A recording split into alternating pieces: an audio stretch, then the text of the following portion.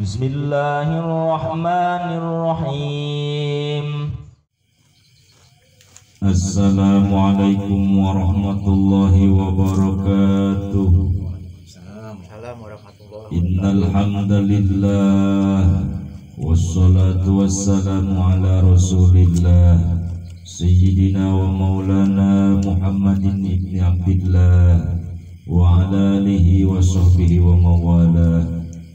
Qala Allah ta'ala fil Qur'anil Karim, a'udzu billahi minasy syaithanir rajim. Bismillahirrahmanirrahim.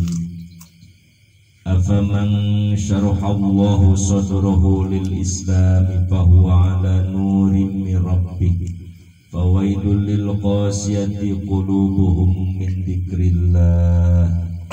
Al-ayat.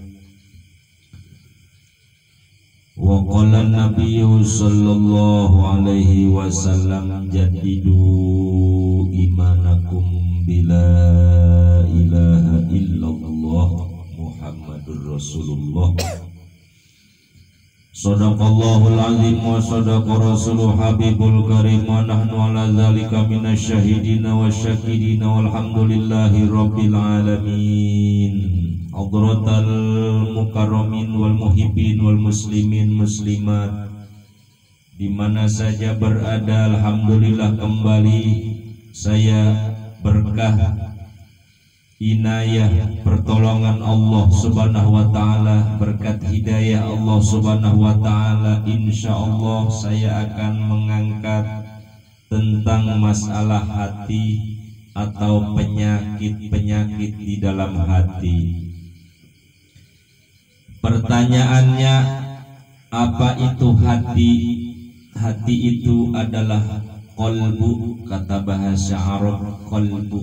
Hati adalah satu gumpalan darah yang dimana di dalam hati itu ada dua rongga, ada dua tempat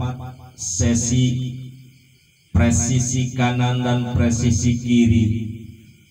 Ini kedua tempat ini dari zaman Nabi Allah Adam alaihi salam di sorga sudah diperbutkan tempat ini. Siapa yang sanggup mengisi itu tempat, maka dia yang berkuasa akan mendapatkan atau akan menjadikan fungsi itu hati menjadi baik dan buruk. Siapa? Tergantung siapa saja yang memegangnya. Oleh karena itu Rasulullah sallallahu alaihi wasallam rasulun amin, rasulun shadiqul wa'dul amin, yaitu yang wajib kita imani. Ketika Rasulullah sallallahu alaihi wasallam beranjak dewasa, ketika sebelum diangkat jadi nabi dan rasul, maka ada peristiwa yang sangat fenomenal, yaitu adalah bedah operasi terhadap hati Rasulullah sallallahu alaihi wasallam. Ini asal usulnya. Kalau kita bertanya, kalau kita iman kepada Allah dan Rasul, kenapa seorang Rasul, seorang Muhammad itu dioperasi? Siapa yang mengoperasi? Apa yang dioperasi dan untuk apa fungsi operasi itu? Bedah sudah ada di zaman medis. Malaikat Jibril alaihi salam beserta malaikat Israfil, Mikail bertanya tentang hati, karena di hati itu berbagai macam penyakit. Sudah banyak lapisan-lapisan penyakit yang dikuasai oleh nafsul lawamah, nafsul ammaroh, dan nafsul mutmainnah. Itu saja judulnya. Jadi di dalam hati itu ada penyakit-penyakit hati yang dinamakan nafsu. Ada nafsul ammaroh, nafsu yang sifatnya selalu merintah. Siapa itu yang menguasai? Yaitu adanya di bagian dada kiri, nafsul ammaroh di bagian dada kiri sebelah kiri kita. Tempatnya itu masuknya wilayah syaitoniah. Prajurit-prajurit setan akan dikerahkan di bagian hati itulah, di ammaroh itulah. Maka ketika kita tidak mampu mengendalikan nafsu dengan akal, akal dikendalikan dengan nafsu, maka terjadi akan mendapatkan perbuatan-perbuatan yaitu yang tidak diridhoi oleh Allah Subhanahu wa taala, yang disenangi oleh syaitan laknatullah. Karena syaitan laknatullah itu mengincarnya dari dasar lubuknya dulu, dari pondasinya dulu, dari awalnya dulu, yaitu hati. Maka saya insya Allah akan mengangkat penyakit-penyakit hati. Apa saja yang melekat selalu ada di dalam penyakit hati. Rasulullah SAW diberitakan ketika sebelum Isra Mi'raj, Rasulullah dioperasi oleh malaikat Jibril, dibersihkan hatinya sampai 3 kali basuhan, sampai 3 kali kumbahan, yaitu menghilangkan penyakit daripada penyakit hati.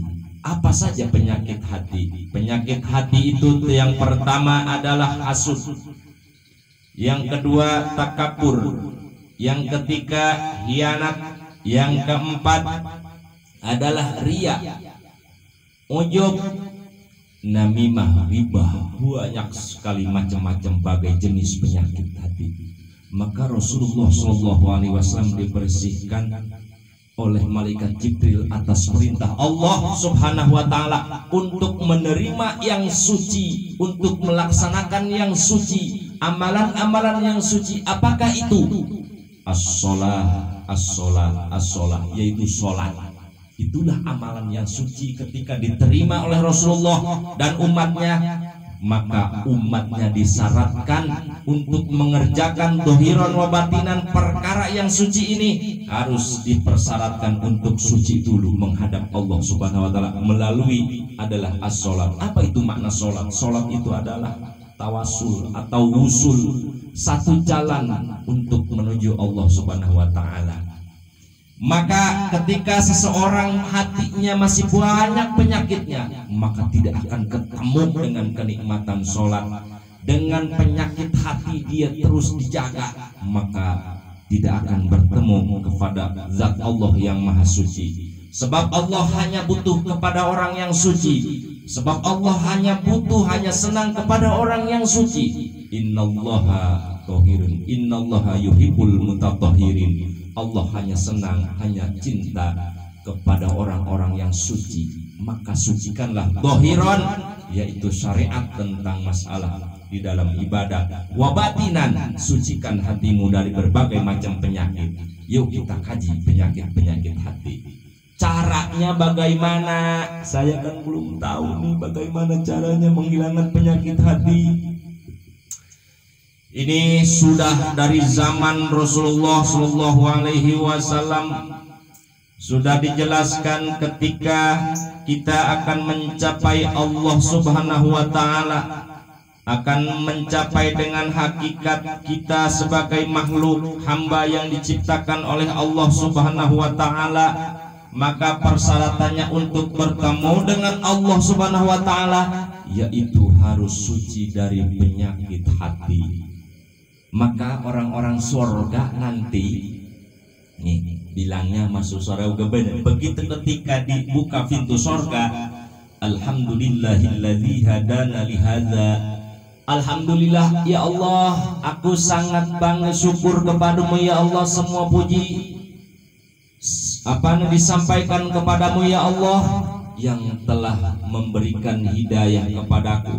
Nih sekarang saatnya kita butuh hidayah Allah Subhanahu wa taala untuk mensucikan hati kita dari penyakit-penyakit hati. Karena bagaimanapun siapapun orangnya, bagaimanapun jabatannya, Allah tidak memandang. Yang penting hatinya suci, yang penting hatinya bisa dekat kepada Allah dalam keadaan suci, kembali dalam keadaan suci.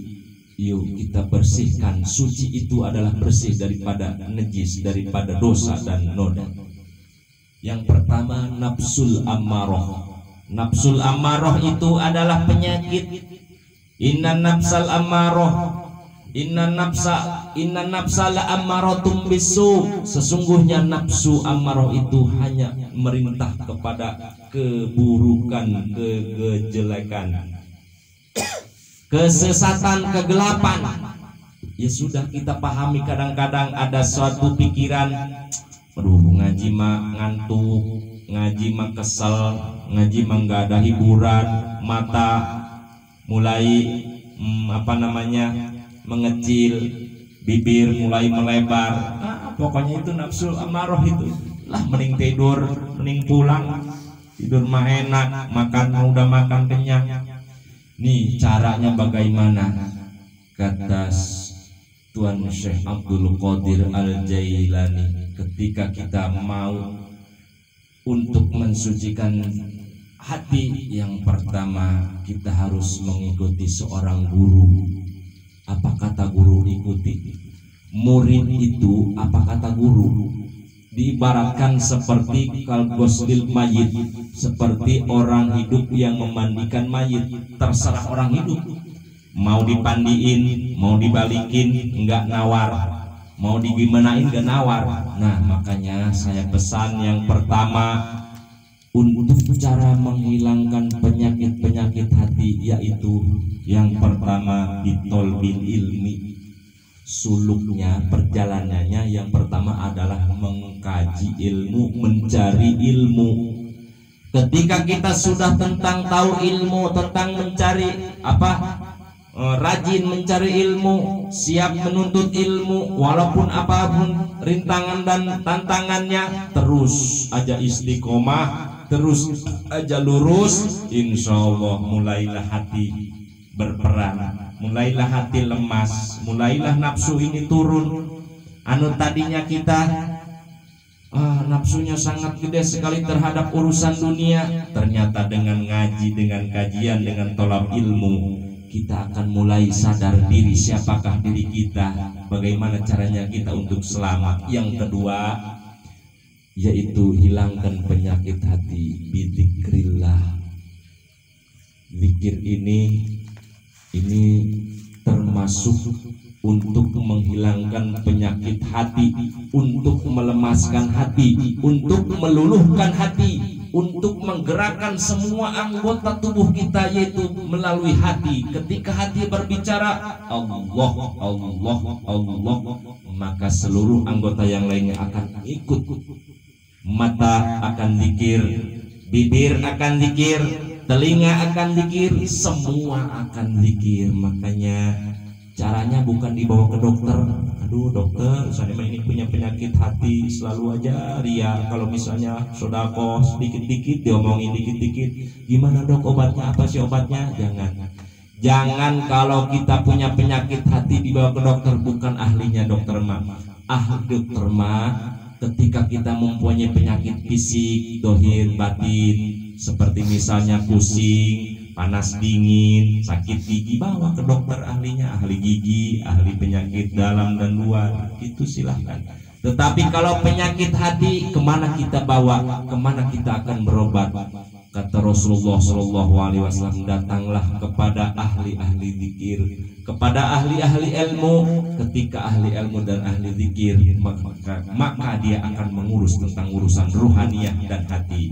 Yuk kita cari guru yang diakui, yang sanadnya diakui, kepada tasalsul kepada para aulia, para ulama, sampai kepada Rasulullah dari malaikat Jibril dari Allah Subhanahu wa taala. Semuanya intinya mengurus hati. Ketika hati sudah bening, ketika hati sudah menipis dari penyakit-penyakit ujub, takaburia, melalui pengajian, melalui majelis zikir dan lain sebagainya, maka malaikat rahmat akan masuk kepada hati itu, akan selalu mengingatkan kepada kita, ini salah, ini dosa, ini haram, ini halal. Itu fungsinya hati. Ketika sudah bersih, akan diisi dengan cahaya-cahaya Allah Subhanahu wa taala, akan diisi dengan ilmu-ilmu Allah Subhanahu wa taala. Kita ibaratkan ada rem tangan dan rem kaki dan lain sebagainya. Mata ada remnya, bibir ada remnya. Itulah melalui nur Allah Subhanahu wa taala. Masukkan zikir. Nanti kita bahas masalah zikir untuk mengurus hati, menghilangkan penyakit-penyakit hati. Di sesi lain insya Allah kita akan bertemu. Mungkin cukup sekian awalan untuk gerak kita kepada istiqomah, yaitu taqaddamul ilmi qoblal amal, kedepankan ilmu sebelum kita mengamalkan. Artinya sholat terus, ngaji terus, ibadah terus, yang lainnya terus. Jangan satu-satu kita ambil. Misalnya, saya mau ngaji aja, sholat mah belum tahu ilmunya, nanti kapan-kapan kalau sudah agak tua dikitan. Jangan, itu salah juga. Jadi artinya taqaddamul ilmi qoblal amal, kedepankan tentang pengetahuan. Artinya ketika kita sudah tahu, maka akan mengamalkannya, mengerjakannya akan mantap dan akan mendapatkan pahala yang bobotnya cukup berat. Hadanallahu wa iyyakum ajma'in. Assalamualaikum warahmatullahi wabarakatuh.